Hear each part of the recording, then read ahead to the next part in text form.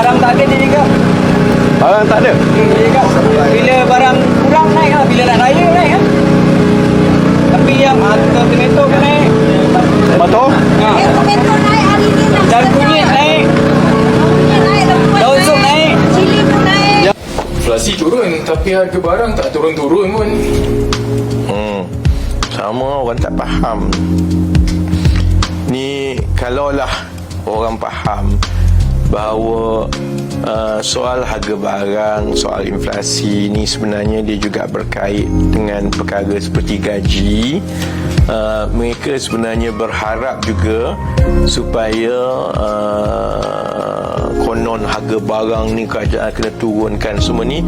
Dia sepatutnya berfikir, kalau semua aku kerja kat company bayar gaji aku, tapi kalau hari ni company jual satu barang tu RM5, tiba-tiba kerajaan paksa dia turun sampai harga RM3, macam mana company tu nak bayar gaji aku lepas tu? Jadi kalau ada orang terfikirlah, dia sudah tentu menghargai. Hakikatnya begini, ada dua perkara soal harga barang ni. Satu ialah soal kenaikan harga, yang kerajaan boleh kawal ialah memastikan untuk mengelakkan kenaikan yang mendadak. Kerana bila kenaikan itu naik mendadak, itu akan menyebabkan wang dalam poket rakyat itu tak cukup dah nak tanggung. Kerana gaji takkan naik secara mendadak macam harga barang naik mendadak ni. Okey, itu yang pertama, yang secara makronya.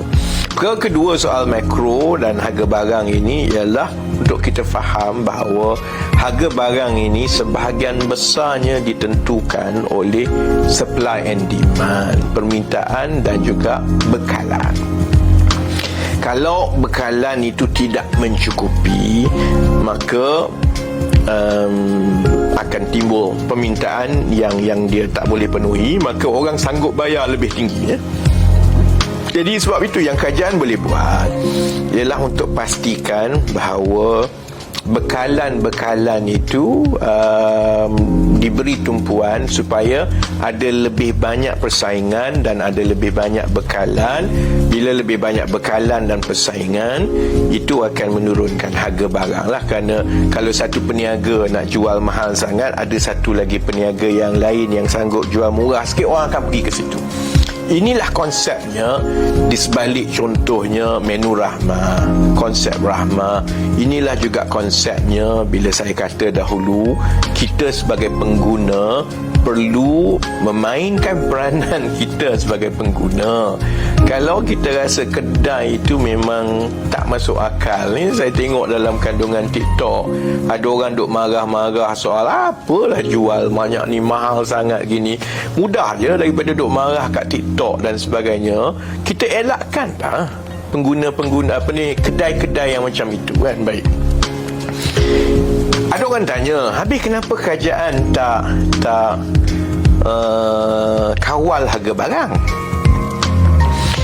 Ada benda yang kita boleh kawal, ada benda yang secara pelaksanaan dan penguatkuasaannya adalah hampir mustahil untuk dikawal. Sebab itu orang duk tanya, ini tak ada penguatkuasaan, tak ada penguatkuasaan, tak ada penguatkuasaan. Kita kena faham lebih mendalam sikitlah tentang beberapa teori ekonomi kan. Sebab itu dalam teori ekonomi, dia ada dua perkara yang selalu diperdebatkan oleh pakar ekonomi lah. Satu ialah dari segi kaedah secara prinsipnya untuk mempengaruhi sama ada harga barang ataupun bekalan dan sebagainya kan. Perkara kedua yang selalu diperdebatkan ialah sama ada kaedah itu jika nak dibuat, boleh dibuat ke tidak. Sebab kalau nak buat sesuatu kaedah, kena tengok kos pelaksanaannya, dan kedua dari segi kerumitan melaksanakannya. Yang ini yang bila soal kawal harga barang, kita kena faham apa yang sudah berlaku di Malaysia sekarang kan. Malaysia ada pengalaman yang panjang mengenai harga barang ni. Memang harga barang kita banyak dikawal, tapi yang dikawal ialah harga barang asas yang digunakan oleh sebahagian besar rakyat kita. Contohnya pada beras. Dan beras itu bukan semua kita kawal, kerana harga beras yang kita patut kawal ialah harga beras yang digunakan ataupun ialah consume oleh sebahagian besar oleh orang biasa. Kalau ada orang kaya nak beli beras import, basmati yang cukup mahal, yang itu tak gunalah kita kawal, kerana berapa keras sangat orang pakai yang itu kan. So contohnya gula, beras kita kawal. Sama juga dengan gula kita kawal. Gula dalam paket tertentu, pada kualiti untuk rakyat biasa dikawal, tapi gula kepada industri tak dikawal. Gula kepada industri itu dia naiklah harga dia kan. Jadi saya bagi beberapa contoh lah kesukaran mengawal harga. Kalau satu-satunya kaedah yang digunakan oleh kerajaan ialah melalui cara menurunkan harga barang, dengan kononnya kerajaan tetapkan harga barang. Pertama, kerajaan tak boleh nak tetapkan semua. Contohnya, saya bagi contoh nasi campur. Bayangkan esok, kalau mengikut kepala otak geng-geng PN ni, kita mesti kawal harga nasi campur. Okay. Saya jual nasi campur, ada sayur sikit, ada ayam. Jadi orang tu jual nasi campur telur dengan tak ada sayur. Orang ni jual lain, orang tu jual. Jadi untuk mengawal nasi campur itu hampir mustahil untuk dibuatkan. Tidak akan ada satu standard yang seragam. Sama juga nak kawal harga makanan yang dijual oleh gerai, nak kawal macam mana? Sama, betul orang akan kata kalau macam tu kawal harga yang diorang beli. Baik, beras boleh kawal, gula boleh kawal, dan dah dikawal pun. Dan bila dikawal itu, kerajaan habiskan berbilion ringgit bagi subsidi tiap-tiap tahun. Tapi dia bukan saja beli beras, dia bukan saja beli gula, dia juga beli susu pekat manis, dia beli bawang. Okey, bawang kemudian suruh kawal. Bawang punyalah banyak grade. Kita boleh kawal satu grade saja. Kalau dia pergi beli grade yang lain, jadi harga dia lain. Jadi kesukaran untuk mengawal keseluruhan harga barang, inilah yang menyebabkan kerajaan perlu mengambil kaedah-kaedah yang berbeza-beza. Kalau tengok kepada harga barang yang dikawal, saya tak tahu sama ada rakyat Malaysia tahu ke tidak. Malaysia sekarang ni memang sudah, kalau berbanding dengan semua negeri-negeri lain di rantau Asia Tenggara ni, Malaysia memang negara yang paling banyak mengawal harga barang.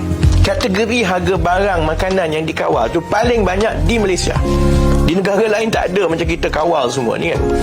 Tapi kita juga dah tahu sehingga sekarang bahawa kaedah menetapkan harga barang semata-mata itu je yang kerajaan kononnya nak buat, is no longer sustainable for a few reasons. Satu, kita tahu kesukarannya kerana barang ni tak seragam.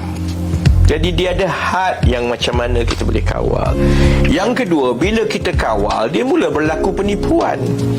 Contohnya minyak masak yang kita kawal untuk pergi kepada orang miskin, pack 1 kilo semua tu, akhirnya orang lain yang kaya raya, yang ada pam-pam sendirilah, yang duk ambil yang sepatutnya sampai kepada orang biasa, tak sampai kat dia. Jadi penipuan itu berlaku besar. Penguat kuasa, orang kata kenapa tak kuat kuasa kan? Berapa ratus ribu orang yang kita nak gaji untuk jadi penguat kuasa ni. Sebab bagi setiap penguat kuasa tambahan yang kita kena lantik, maka kita kena lantik gaji lagi. Gaji tu kena kutip cukai, bayar gaji kepada lebih banyak penguat kuasa, maksudnya lagi kurang duit untuk bayar subsidi makanan. Something has got to give kan? Jadi sebab itu dia tak boleh bergantung kepada kawalan harga semata-mata kan? Yang kita tumpukan ialah pelbagai cara.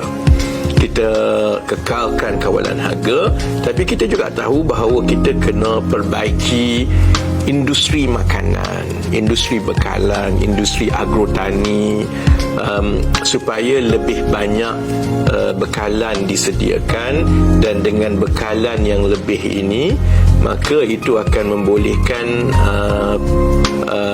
peniaga-peniaga tidak boleh menetapkan harga yang terlalu tinggi, kerana kalau dia tinggi orang lain akan boleh jual pada harga yang lebih rendah. So itu satu perkara soal harga lah kan, dan itu sedang berjalan sekarang. Oleh kerana keberkesanan daripada dasar-dasar yang sedang berjalan inilah, sebab itulah inflasi turun. Daripada masa kita mula-mula ambil alih dulu 4% lebih, sekarang dah tinggal 2% saja kan. Tapi masih ada yang kata, oh yalah inflasi turun tapi harga barang tak turun. Sebab itu juga soal kos sara hidup ni bukan soal harga barang semata-mata. Satu lagi komponennya ialah soal gaji.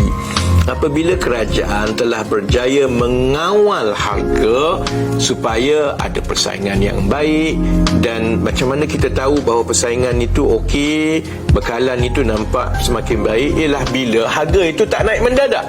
Harga naik mendadak tahun lepas masa di bawah PN dulu ialah kerana bekalan itu dah jadi masalah, dah tak cukup. Bila tak cukup, orang sanggup bayar lebih untuk beli. Masa dah kamu bayar lebih, aku jual lebih lah.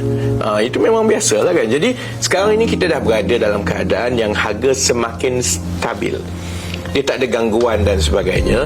Sebab itu tumpuan kita ialah untuk menaikkan gaji.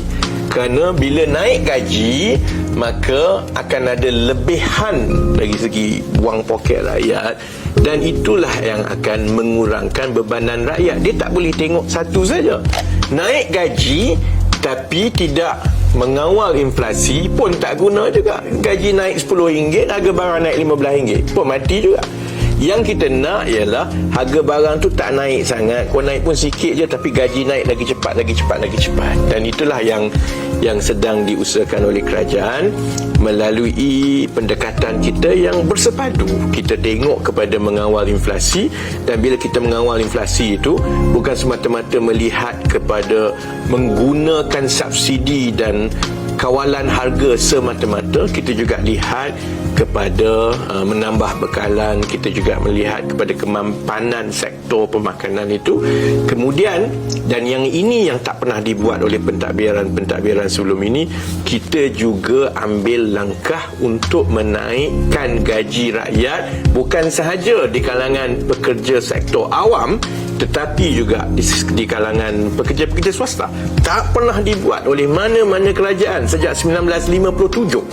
Yang ini yang kita sedang usahakan sekarang, dan saya yakin apabila kita terus ambil pendekatan yang bersepadu ini, dan kita kena imbangi kedua-dua, dia akan sampai satu masa, kalau dalam kimia dia panggil equilibrium, maksudnya satu masa yang seimbang, yang inflasi itu kekal 2%, harga barang naik tapi tak sangat, tak rasa sangat, kerana dia tidak lagi menekan rakyat, kerana kenaikan gaji setiap tahun itu sebenarnya lebih daripada mencukupi untuk menanggung kenaikan harga barang pada kadar inflasi yang boleh diterima pakai oleh rakyat.